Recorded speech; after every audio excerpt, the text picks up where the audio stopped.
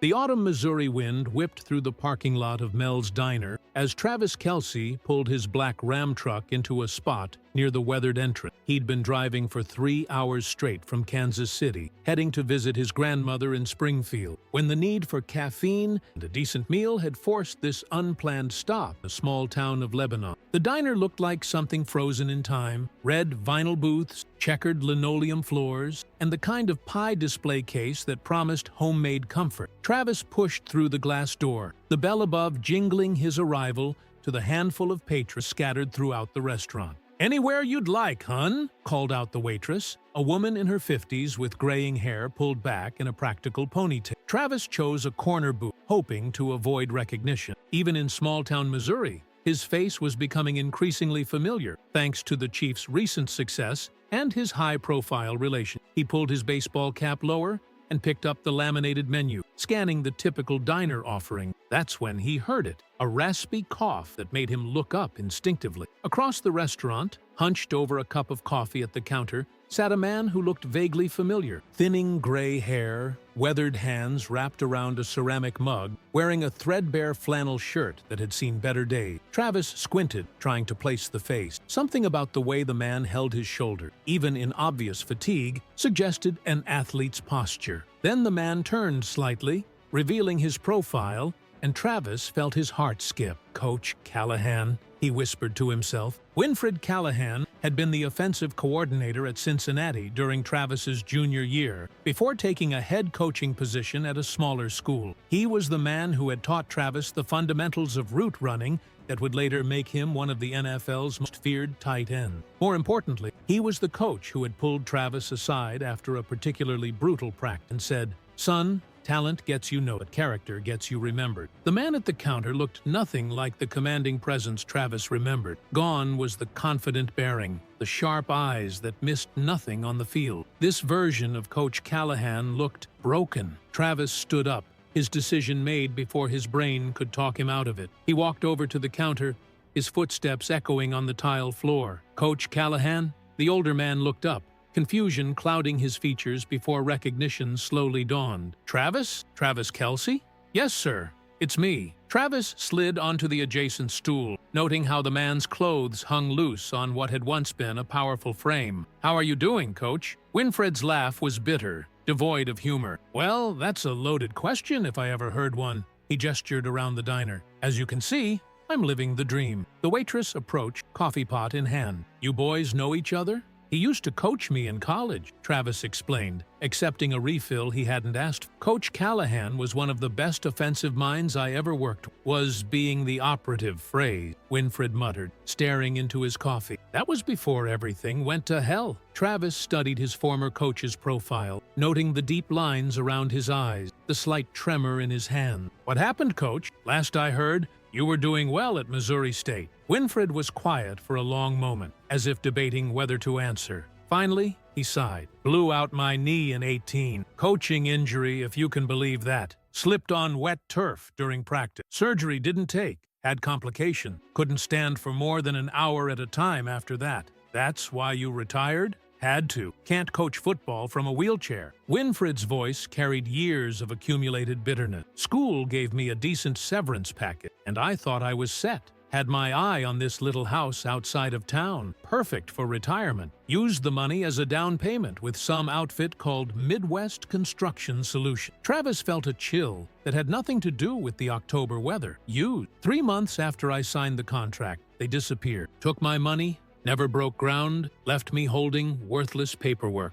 Winfred's hands tightened around his mug. Turns out the whole company was a fraud. By the time the legal dust settled, the owner had filed bankruptcy and vanished. "I lost everything. My retirement, my savings, my credit." "Jesus, Coach. What did you do?" "What could I do? Hired a lawyer with what little I had left. But he said the bankruptcy made it nearly impossible to recover anything. Been fighting it for 3 years now. Living in a one-room apartment above the hardware store, picking up odd jobs when I can find them." Travis felt anger building in his chest, not at Coach Callahan, but at the system that had failed a man who had dedicated his life to helping young athletes become better people. "That's why you're here? In Lebanon?"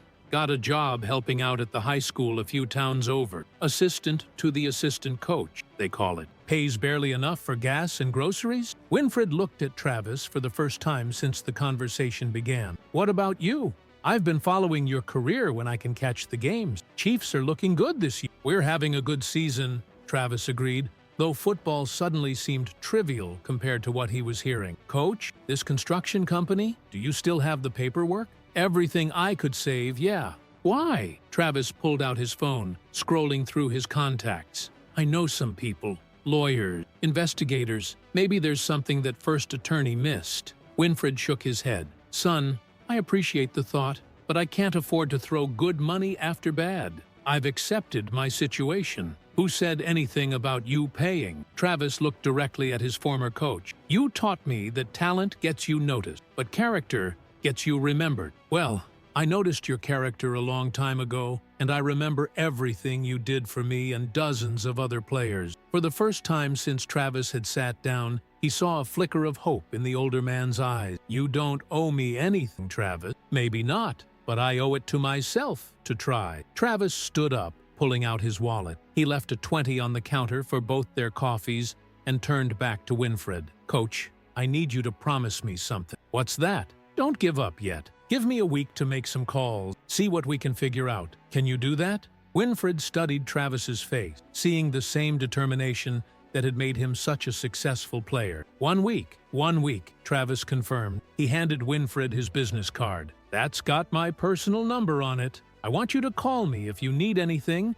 and I mean anything, before then. As Travis walked back to his truck, his mind was already racing. He had connections throughout Kansas City, including some high-powered attorneys who were Chiefs' season ticket holder. More importantly, he had a platform and resources that most people could only dream of. What he didn't know yet was that Coach Callahan's case was just the tip of the iceberg. Midwest Construction Solutions had been far more sophisticated in their fraud than anyone realized, and the rabbit hole Travis was about to fall down would lead him into a fight that would challenge everything he thought he knew about justice, loyalty, and the price of doing what's right. But as he started his truck and pulled back onto Highway 65, Travis Kelce was already planning his next move. He'd learned a lot of lessons from Coach Callahan, but the most important one was simple. When someone needs help, you help them. Everything else is just detail. Travis spent the entire drive to his grandmother's house on the phone, using his truck's hands-free system to make calls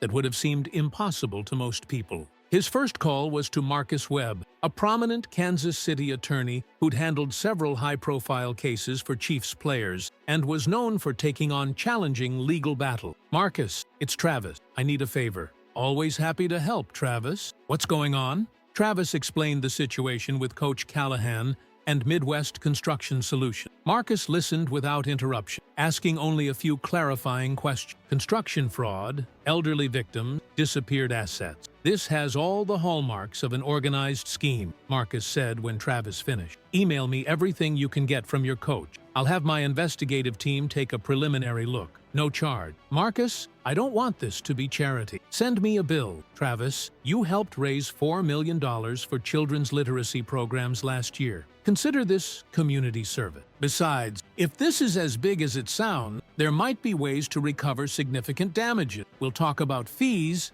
if we get that far. The next call was to James Harrison, not the former linebacker, but a forensic accountant who'd helped several NFL players recover money from fraudulent investment schemes. James was intrigued by the details Travis provided. Bankruptcy filing immediately after taking deposits, that's a classic asset hiding maneuver, James explained. If we can trace where that money actually went, we might find recoverable assets. I'll need all the financial records your coach has. By the time Travis reached his grandmother's house in Springfield, he had assembled an unofficial task force. Marcus's law firm for legal strategy, James for financial investigation, and Sarah Chen, a private investigator who specialized in white-collar crime. His grandmother, Maxine Kelce, listened to the story over dinner with the kind of focused attention that made Travis understand where his own determination came from. That poor man, she said, when Travis finished explaining. 40 years of coaching young people, and this is how he's treated in retirement? I'm going to fix this, Grandma. I know you will, but be careful. People who steal from retirees usually aren't working alone, and they don't like being caught. The next morning, Travis drove back toward Lebanon, but this time he wasn't traveling alone. Marcus had agreed to make the trip personally, bringing a briefcase full of legal documents and a laptop connected to his firm's database. They met Coach Callahan at his apartment above Morrison's hardware store. The space was even more depressing than Travis had imagined. A single room with a kitchenette, a fold-out couch, and a card table that served as both desk and dining table. But it was meticulously clean and organized, reflecting the discipline that had made Winfred Callahan such an effective coach. "Coach, this is Marcus Webb," Travis said, making introduction. "He's one of the best lawyers in Missouri, and he's agreed to take a look at your case." Winfred shook Marcus's hand with obvious skepticism. "Mr. Webb, I appreciate you coming out here, but I should tell you up front, I've already been through this with another attorney. There's not much left to work with." "That's what we'd like to determine," Marcus said diplomatically. "Would you mind if we reviewed all the paperwork you have?" For the next 2 hours, Marcus and Travis examined every document Winfred had preserved. The original contract with Midwest Construction Solutions, correspondence with the company, bank statements showing the transfer of his retirement funds, and the legal filings from the bankruptcy proceeding. Marcus's expression grew increasingly grim as he read. "Coach, who was the attorney who originally represented you?" "Fellow named Pete Grims, has an office over in Rolla." Marcus exchanged a look with Travis. "I know Pete. He's competent, but he specializes in family law and small claim. This kind of case needed someone with white-collar crime experience." "Are you saying he missed something?"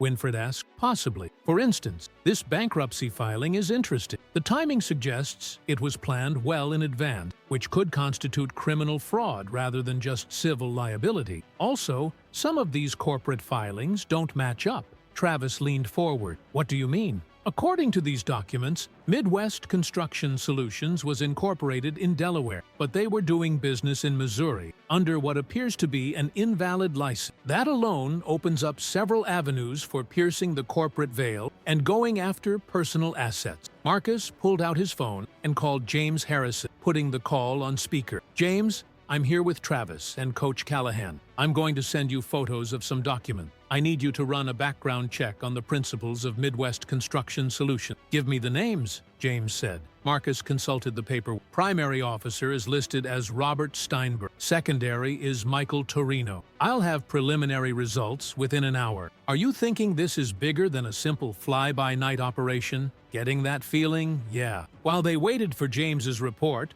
Marcus had Coach Callahan walk them through the entire timeline of his interaction with Midwest Construction Solutions. The details painted a picture of a sophisticated operation designed to target retirees with significant assets. "They approached me," Winfred explained. "Said they'd heard I was a respected member of the community, and they were looking for local references. Offered me a deal on the house construction because I'd be a showcase project that would help them get more business in the area." "Classic confidence scheme," Marcus muttered. "Did they provide references from other projects?" "Oh yes, they had a whole portfolio. Beautiful homes, satisfied customers, the works. We'll need to verify if any of those references were real." Travis's phone buzzed with a call from James Harrison. "Guys, you need to hear this. I ran a preliminary background check on Steinberg and Torino. Robert Steinberg has been involved in at least 6 different construction companies over the past decade, 4 of which filed bankruptcy after taking substantial deposit from customers. Michael Torino has ties to companies that have been investigated for elder fraud in 3 different states." The room fell silent. Finally, Marcus spoke. "James, how many victims are we potentially talking about?" "Based on the bankruptcy filings alone, at least 47 people lost money to Midwest Construction Solutions. But if these guys have been running similar schemes through other companies, we could be looking at hundreds of victims and millions in loss." Travis felt his anger building. "So this wasn't just about Coach Callahan? They've been systematically stealing from retirees for years? That's what it looks like. The good news is that if we can prove a pattern of criminal fraud, we might be able to get federal authorities involved. The FBI has a white-collar crime unit that specializes in exactly this kind of thing." Coach Callahan had been listening to the conversation with growing amazement. "You're telling me these people might actually be caught?" "More than caught. Marcus said firmly. If we can build a solid case, we might be able to recover significant assets and get justice for all their victims. Travis stood up, pacing the small room. What do we need to make this happen? First, we need to identify and contact other victims to establish the pattern. Second, we need to trace where the money actually went. These guys didn't just burn through millions of dollars. They've hidden assets somewhere. Third, we need to work with federal prosecutors to make sure this gets the attention it deserves. How long will that take? Months, potentially. But Travis, this is the right thing to do. If these guys are still operating, they're still stealing from people. Travis looked at Coach Callahan, seeing hope in the older man's eyes for the first time in years. Then let's get started. What none of them knew yet was that their investigation would soon attract the attention of some very dangerous people. People who had been profiting from Robert Steinberg and Michael Torino's scheme and had no intention of letting a football player and a small-town lawyer destroy their operation. 2 weeks later, Travis found himself in a situation he'd never imagined. Sitting in a Kansas City FBI field office, watching federal agents analyze financial documents spread across a conference. What had started as a simple desire to help his former coach had evolved into something much larger and more dangerous. Special Agent Diana Rodriguez, a sharp-eyed woman in her 40s who specialized in financial crime, briefed Travis and Marcus on what the FBI had discovered. "Your instincts were correct," she said, pointing to a complex flowchart displayed on a large monitor. Midwest Construction Solutions was just one tentacle of a much larger operation. We've identified at least 12 related companies, operating across 6 states, all following the same pattern. Marcus leaned forward. How much money are we talking about? Conservative estimate? $37 million stolen from approximately 340 victims over the past 8 years. Travis felt sick. 340 people like Coach Callahan? Exactly like Coach Callahan, Agent Rodriguez confirmed. Retirees, usually with some kind of disability or life change that made them vulnerable. The perpetrators specifically targeted people who had recently received insurance settlement, retirement payouts, or workers' compensation. Sarah Chen, the private investigator Travis had hired, had been working around the clock to identify victims. Her research had uncovered a disturbing pattern. Many of the victims were former military personnel, teachers, and civil servants, people who had dedicated their lives to public service only to be betrayed in their retirement years. The sophisticated part, Sarah explained, is how they selected their target. They were buying mailing lists from insurance companies, social security databases, and workers' compensation claims. They knew exactly who had money and exactly when they were most vulnerable. Agent Rodriguez pulled up another document. We've also discovered that Steinberg and Torino weren't working alone. They had a whole network. Fake references, shell companies, and what appears to be a money laundering operation that funneled the stolen funds through a series of offshore accounts. Travis had been mostly silent during the briefing, but now he spoke up. Where are these guys now? That's the problem. Steinberg disappeared 6 months ago. Torino was last seen in the Cayman Islands, but we believe he's moved on from there. However, we think we've identified some of their associates who are still operating. Marcus looked concerned. Are Travis and Coach Callahan in any danger? We don't think so, but we're taking precautions. These people have a lot to lose, and they've shown a willingness to use intimidation tactics against victims who've tried to pursue legal action. The meeting continued for another hour, with Agent Rodriguez explaining the FBI's strategy for building a case that could lead to arrest and asset recovery. When it was over, Travis found himself in the parking lot with Marcus, both men overwhelmed by the scope of what they'd uncovered. "This is way bigger than I thought it would be," Travis admitted. "It usually is," Marcus replied. "The question now is, how far are you willing to take this?" Before Travis could answer, his phone rang. It was Coach Callahan. "Travis, something's happened. I think you need to get down here." The tone in his former coach's voice sent a chill down Travis's spine. "What kind of something?" "Someone broke into my apartment last night. Didn't take anything valuable. They went through all my paper. And this morning, I got a phone call." "What kind of call?" "The kind that suggested I might want to drop my legal case and forget about the money I lost. The kind that mentioned your name specifically." Travis looked at Marcus, who had heard enough of the conversation to understand the implication. "Coach, don't stay at your apartment tonight. Is there somewhere else you can go?" "I suppose I could stay with my sister in Branson."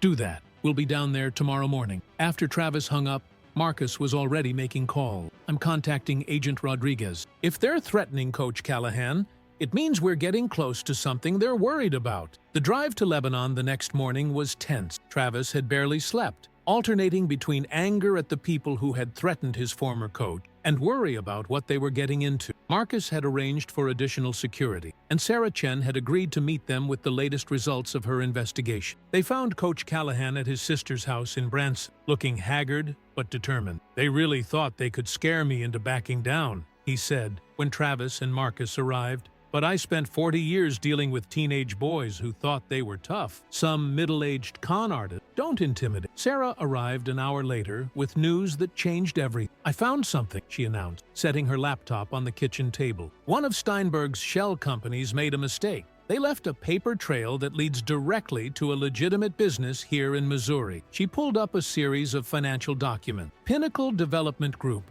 based in Springfield. They've been laundering money for the construction fraud scheme through real estate purchases and sale. The owner is a man named Vincent Caruso. Marcus frowned. "I know that name. He's involved in local politics, has connections all over southern Missouri. If he's part of this operation, it explains why the FBI hasn't been able to catch Steinberg and Torino," Travis said. "They've had someone with local influence helping them stay ahead of any investigation." Sarah nodded. "Here's the interesting part. Pinnacle Development Group just purchased a large tract of land outside Springfield. According to the filing, they paid cash, $12 million. But when I traced the source of that cash, it came from accounts that were funded by Midwest Construction Solutions deposit. Including Coach Callahan's money?" Travis asked. Almost certainly, Coach Callahan had been listening to the conversation with growing amazement. "So my retirement fund might be sitting in some bank account tied to this land purchase? It's possible. More importantly, if we can prove that Caruso knowingly laundered stolen money, we might be able to freeze all his assets pending a criminal investigation." Marcus was already on his phone with Agent Rodriguez, explaining what Sarah had discovered. The conversation lasted 15 minutes, with Marcus taking notes and asking detailed questions. When he hung up, his expression was grim. "The FBI is very interested in Vincent Caruso. Apparently, he's been on their radar for other reasons, but they haven't been able to build a case. This could be the break they've been looking for." Travis felt a surge of determination. "What do we do next?" "We let the FBI handle the criminal investigation, but we can also file civil suits to freeze Caruso's assets and recover money for the victims. The problem is, once we make that move, we're committed. These people will fight back, and they'll fight dirty." Travis looked around the room, at Coach Callahan, who had already lost everything once, at Marcus, who was risking his reputation on a high-profile case, at Sarah, who was putting herself in potential danger by investigating dangerous criminals. "Coach," he said finally, "this is your decision. If you want to walk away now, I understand. You didn't ask for any of it." Winfred Callahan straightened in his chair, and for a moment, Travis could see the commanding presence that had once motivated dozens of young athletes. "Son, you asked me to give you a week, and that week turned into the most hope I've felt in 3 years. These people destroyed my life, and they've destroyed hundreds of other lives. If there's a chance to stop them and get justice for everyone they've hurt, then we keep fighting." Travis smiled. "Then, let's go get these bastards."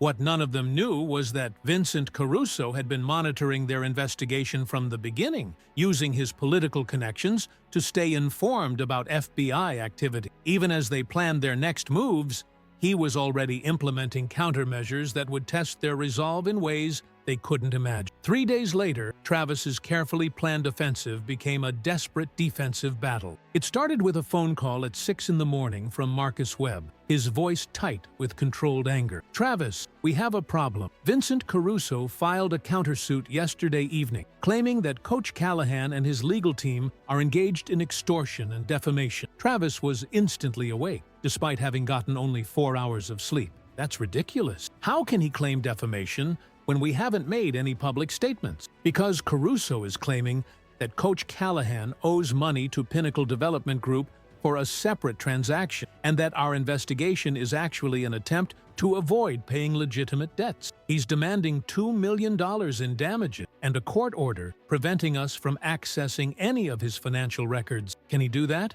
He can try. The hearing is scheduled for this afternoon in Springfield. Travis, this gets worse. The judge assigned to the case is Margaret Thornton. Travis didn't recognize the name, but Marcus's tone suggested it wasn't good news. What's wrong with Judge Thornton? She's been on the bench for 30 years, and she's extremely conservative about financial cases. More importantly, she's received significant campaign contributions from Caruso's Political Action Committee over the years. Travis felt his anger building, so he bought himself a friendly judge? It's not that simple, but it's not good for us either. We need to be prepared for the possibility that the court might limit our ability to investigate further. The hearing that afternoon was Travis's first real look at Vincent Caruso, and he was surprised by what he saw. Instead of the stereotypical criminal he'd expected, Caruso appeared to be a polished businessman in his 50s, wearing an expensive suit, and accompanied by 3 attorneys from what Marcus whispered was Kansas City's most prestigious law firm. Coach Callahan sat between Travis and Marcus at the defendant's table, looking uncomfortable in the borrowed suit that Travis had bought for him that morning. The contrast between the two sides was stark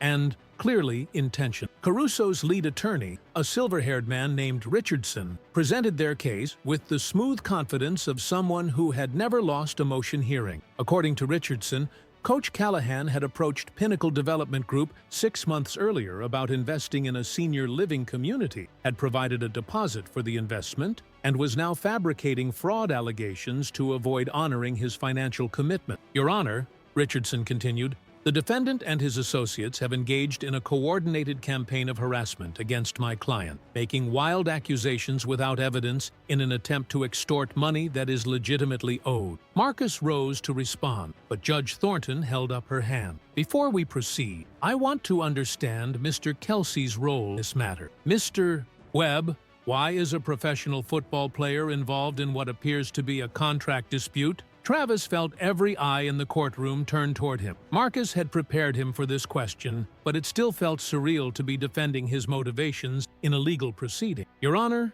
Coach Callahan was my mentor in college. When I learned about his situation, I felt a moral obligation to help him seek justice. I'm not seeking any financial gain from this case. Judge Thornton's expression was skeptical. And yet you've hired investigators and attorneys to pursue claims worth millions of dollars. That seems like an unusual level of involvement for a mentoring relationship. Richardson seized the opening. Your Honor, we believe Mr. Kelce's involvement demonstrates that this is actually a publicity stunt designed to generate positive media coverage for his personal brand, using false allegations against legitimate businessmen. Travis started to rise from his chair, but Marcus placed a restraining hand on his arm. Your Honor, if I may present evidence that contradicts opposing counsel's characterization of events. For the next hour, Marcus methodically presented the results of their investigation. Bank records showing the flow of money from Midwest Construction Solutions to Pinnacle Development Group,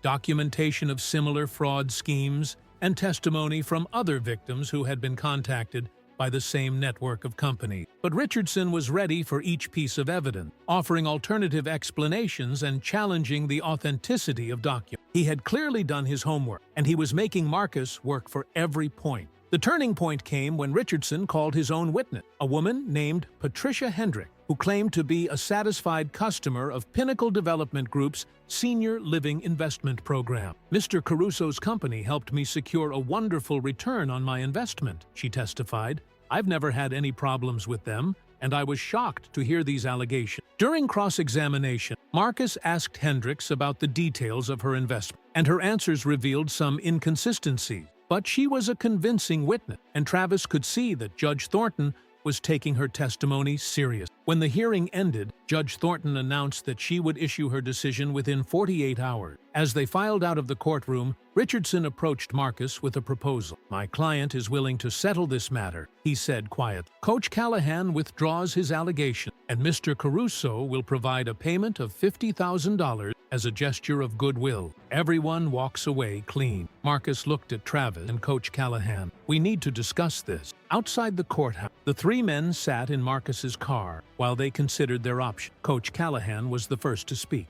$50,000 would change my life, he admitted. I could get a decent apartment, maybe buy a reliable car. But it's not about the money anymore, is it? Travis shook his head. If we take their deal, Caruso keeps operating. and hundreds of other victims never get justice. Marcus pulled out his phone. Before we decide anything, I want to call Agent Rodriguez and see what the FBI thinks about this development. The conversation with the FBI agent was brief, but illuminating. Don't take the deal, she advised. We're very close to getting the evidence we need for criminal charges. If Caruso is offering money, it means he's worried. That evening, as Travis sat in his hotel room reviewing the day's events, he received an unexpected phone call from his publicist in Kansas City. Travis, I don't know what you're involved in down there, but you need to know that someone has been calling sports reporters, claiming to have damaging information about your character. They're saying you're exploiting an elderly man for publicity. Travis felt his stomach drop. What kind of damaging information? They won't specify, but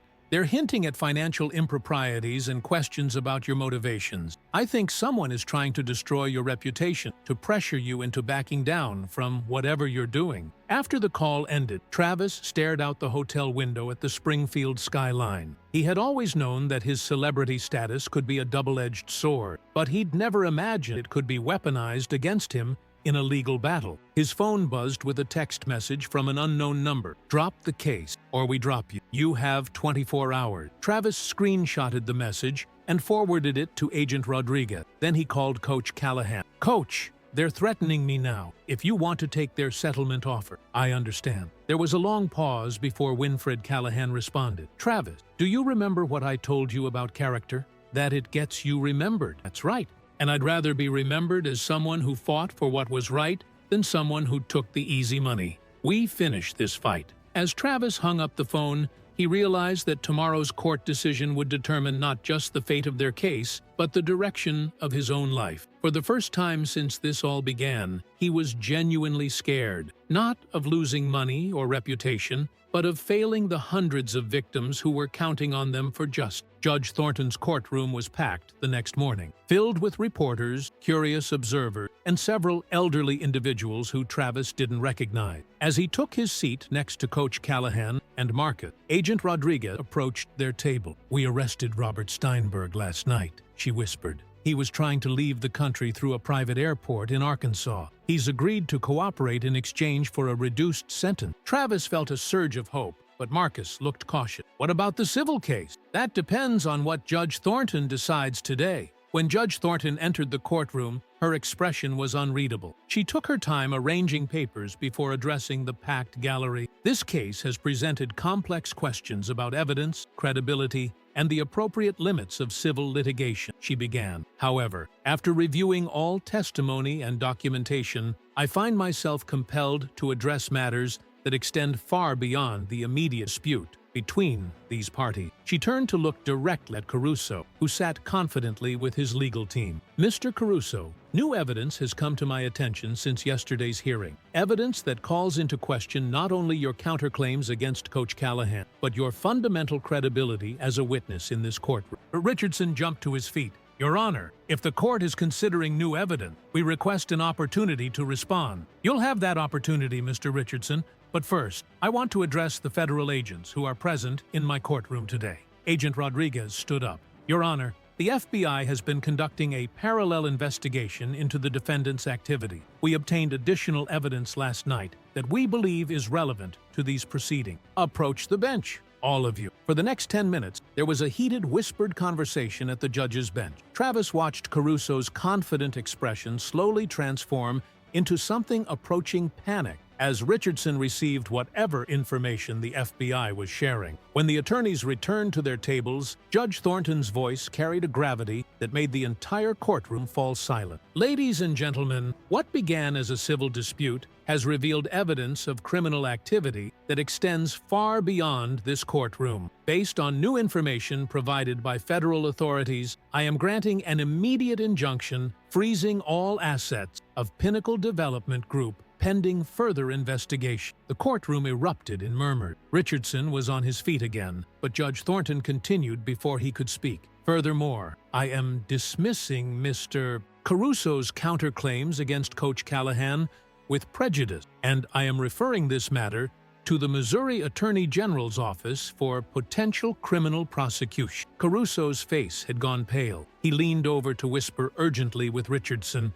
who looked like he was receiving the worst news of his legal career. "Your Honor," Richardson said, his earlier confidence completely evaporated. "My client requests an immediate recess to consider these developments." "Request denied," Judge Thornton replied firmly. "Agent Rodriguez, please proceed with whatever actions federal authorities deem appropriate." Two additional FBI agents who had been standing at the back of the courtroom moved forward. Travis watched in amazement as they approached Caruso's table and quietly informed him that he was under arrest for money laundering and conspiracy to commit fraud. As Caruso was led away in handcuffs, Judge Thornton turned her attention to the elderly individual who had been sitting in the gallery. "Ladies and gentlemen, I understand many of you are victims of the schemes we've discussed today. Federal authorities will be contacting you regarding asset recovery procedure." One of the elderly men stood up. "Your Honor, my name is Frank Morrison. I lost my entire pension to these people. Are you saying we might actually get our money back?"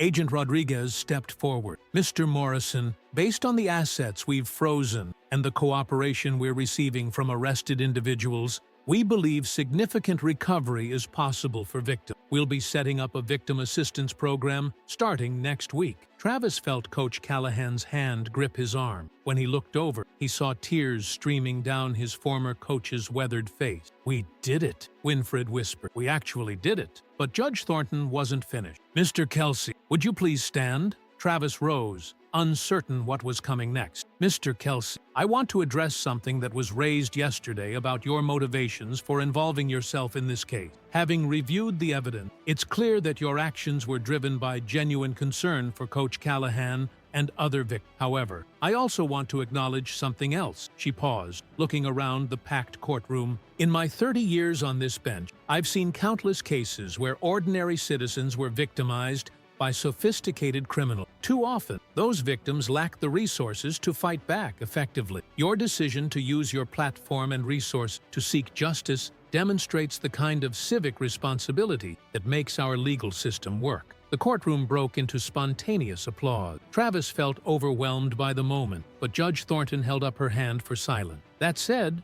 Mr. Kelce, I hope you understand that celebrity status cannot and should not influence legal proceeding. Justice must be blind to fame and fortune." "I understand completely, Your Honor," Travis replied. "This was never about publicity. It was about doing what's right." As the formal proceedings concluded, the courtroom transformed into something resembling a celebration. Elderly victims who had thought their money was gone forever were embracing each other and thanking Travis and his team. Local reporters were interviewing anyone willing to talk, and Agent Rodriguez was coordinating with victim services representative. Marcus pulled Travis aside. "We need to talk about what happens next. The civil case is effectively over, but there will be lengthy criminal proceeding. The asset recovery process could take months or even years. What about Coach Callahan? What does he do in the meantime?" "Actually, I have some good news about that." Marcus smiled for the first time in days. "The court's asset freeze includes immediate access to a victim compensation fund. Coach Callahan should be able to receive an emergency payment within the next few weeks." Travis found Coach Callahan surrounded by other elderly victims, all sharing stories of their experiences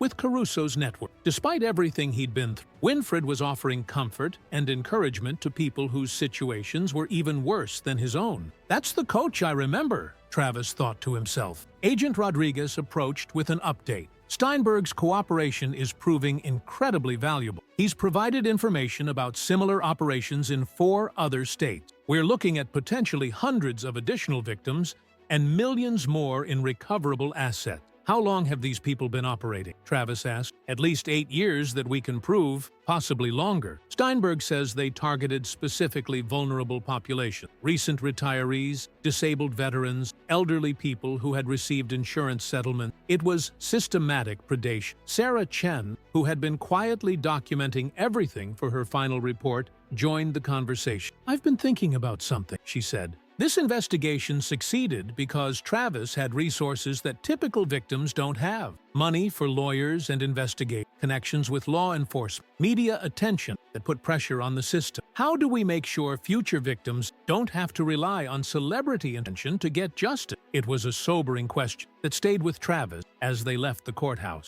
Outside, local news crews were setting up for interviews, and Travis found himself once again in the spotlight. but this time for reasons he felt genuinely proud of. "Mr. Kelce," called out a reporter from the Springfield News Leader, "what would you say to other professional athletes who might be watching this story?" Travis considered the question carefully. "I'd say that having a platform comes with responsibility. When you're in a position to help people who can't help themselves, you have an obligation to act. This wasn't about me or my career. It was about Coach Callahan and hundreds of other people who deserved better. Will you continue to be involved in victim recovery efforts?" "Absolutely. We're establishing a foundation to help elderly fraud victims access legal resources and investigative support. The Travis Kelce Foundation for Elder Justice will launch next month." As the interviews concluded, Travis realized that what had started as a simple desire to help his former coach had evolved into something much larger. The foundation would be his way of ensuring that future victims wouldn't need a celebrity champion to get justice. 6 months later, Travis stood on the stage of the newly opened Elder Justice Resource Center in Springfield, Missouri. The facility, funded by recovered assets from the Caruso Network and matching contributions from the Travis Kelce Foundation, provided free legal services, financial counseling, and investigative support for elderly fraud victims. Coach Callahan, wearing a new suit and looking healthier than he had in years, served as the center's first program director. His experience as both a victim and a survivor made him uniquely qualified to help others navigate the complex process of recovery. "Travis," he said, as they watched the center's first group of clients receive assistance, "do you remember what I told you about character? That it gets you remembered." "I was wrong," Winfred said with a smile. "Character doesn't just get you remembered, it gets you the chance to change lives. Thank you for giving me that chance." Travis looked around at the bustling center, at the elderly clients working with volunteer attorneys, at the recovered victim testimonials lining the walls, and at his former coach, who had found a new purpose in his rebuilt life. "Thank you for teaching me what character really means, Coach." As Travis prepared to leave for Kansas City and the start of a new NFL season, he reflected on how much had changed since that random stop at Mel's Diner. A simple act of recognition had led to one of the most meaningful experiences of his life, proving that sometimes the most important victories happen far away from any football field. The lesson Coach Callahan had taught him years ago had come full circle. Talent gets you noticed, but character gets you remembered. And more importantly, character gives you the power to create lasting change in the world.